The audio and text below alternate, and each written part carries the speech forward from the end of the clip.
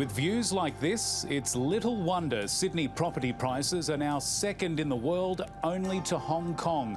But in the heart of the city's financial district, homeless people are living outside the central bank. If I was going to look for Australia's biggest problem, it's poor housing affordability. A key factor for the rising property prices is foreign buyers. 80% come from China. They've been lured by low interest rates and a weaker Aussie dollar. Last year, they bought more than $25 billion worth of real estate. And in this seller's market, the average home price has hit $1 million US. The major driver by far has been the fact that we've got relatively low interest rates and relatively strong underlying demand for property, and we haven't seen the supply response we really need to keep a lid on prices. Authorities have started cracking down on this so-called China problem. Since July 1, stamp duty has doubled to 8% for overseas investors wanting to buy in and around Sydney.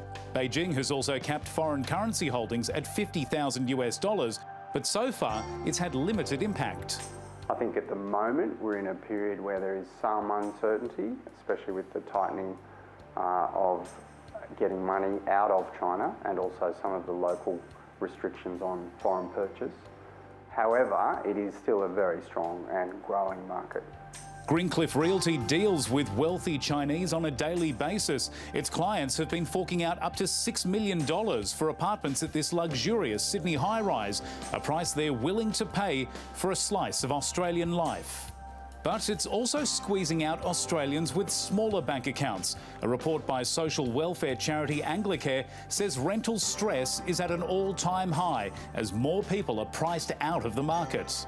If people at the high end can't buy into the market, they're increasingly renting, and that's pushing people on low incomes further and further down the market to the point where we're actually getting people who are now very rentally insecure and are finding it very difficult to sustain tenancy, and in some cases people who are coming through our doors are becoming homeless as a result. There's also an undeniable factor about why Sydney property is so sought after. Location, location, location, of course, but the sad reality is that if the property bubble here doesn't burst, even these tents could command a fortune in rent. Joel Labi, TRT World, Sydney, Australia.